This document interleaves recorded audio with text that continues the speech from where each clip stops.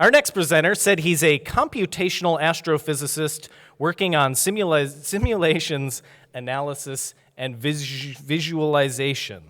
So here to prove that we are very dumb, Matthew Turk. Oh, maybe not. Sorry. This is a picture of the sun. It was taken by a satellite called SOHO toward the end of July last year. And when we look at the sun, what we see in it are the fingerprints of all the previous generations of stars that created it. It's pretty cool, right? This is a picture of one of the very first stars to form in the universe. I made this image. This is from a computer simulation.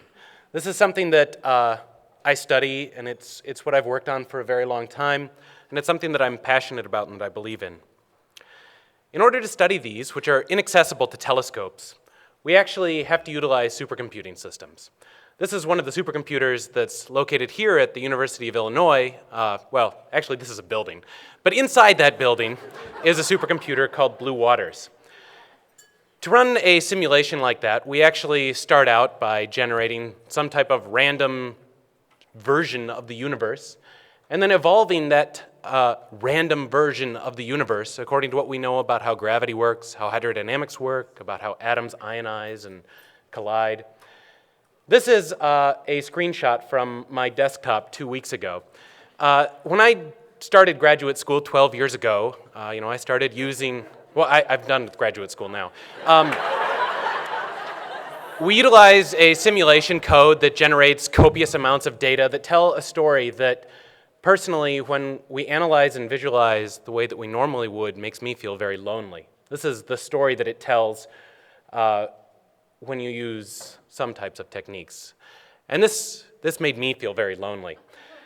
And this, posed oddly very similarly to as I am now, is me 10 years ago when I thought I knew everything about the reasons behind studying our data more deeply, understanding our data, and visualizing our data. You can see just barely the screen says, "Why visualize?"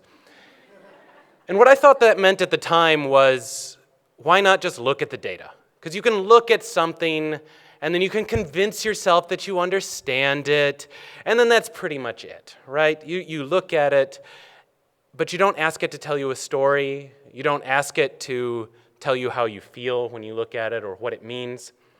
And over time, I changed my understanding of, or as I matured as a scientist and as a person, my understanding of that changed. And it became more collaborative and more deep, and I started to realize that we had to ask questions of the data. We had to really try to understand it instead of to be very passive. And that led to a collaborative experience that's shaped my life since then, as I've grown to working with colleagues and collaborators and to build new techniques for understanding data and to ask questions about these stars that form in the universe. And this was the opposite of loneliness. I couldn't find a good antonym for that on the internet today. And I remember the very first time that I felt awe from data. I was sitting in a ring of speakers watching a visualization of an earthquake, and as I listened to the sounds of that earthquake, as it rang the earth like a bell, I felt awe for what I was seeing and feeling and experiencing. And here I am expounding on how this sense of empowerment to people as they look at the data, which isn't something distant that they're disconnected from, can tell you a story, and how you can be in charge of the story that tells you and what you understand from it, and all the hidden depths that it can conceal. I remember this day very clearly because this was the day that I was working with a graduate student who said, "This is the very first time that I've ever actually seen my data." And it was a moment when this person realized that she could bend the computer to her will. It was very powerful. This is a pretty picture that I made. This is one of those stars, and what I've come to realize over time is that they can really evoke in us joy and awe and wonder. But as my relationship with data has changed over time, my relationship with my life has changed as well. About 2 years ago, I married the love of my life, in California. We were living in New York at the time. And then about a year and change, at the end of May last year, we moved here to Illinois. And this was an amazing change in time, and everything in our lives changed. We bought a house. We decided that we weren't going to move again. We also had a baby. At the end of July last year, we had our daughter, Ellen. This was when she was brand new. We had to put 2 diapers on her in the hospital to try to get her legs to go down. I don't know if that's a thing, but that's what they suggested that we do. And Ellen's about to turn 1. This is the 2 of them. I know, right? That was the point, was the awe. She's about to turn 1. And so when my wife turned 1, some number of years ago, her father made for her a beautiful swing set. I guess it's not really a swing set, it's more of a slide. That's my wife on the right.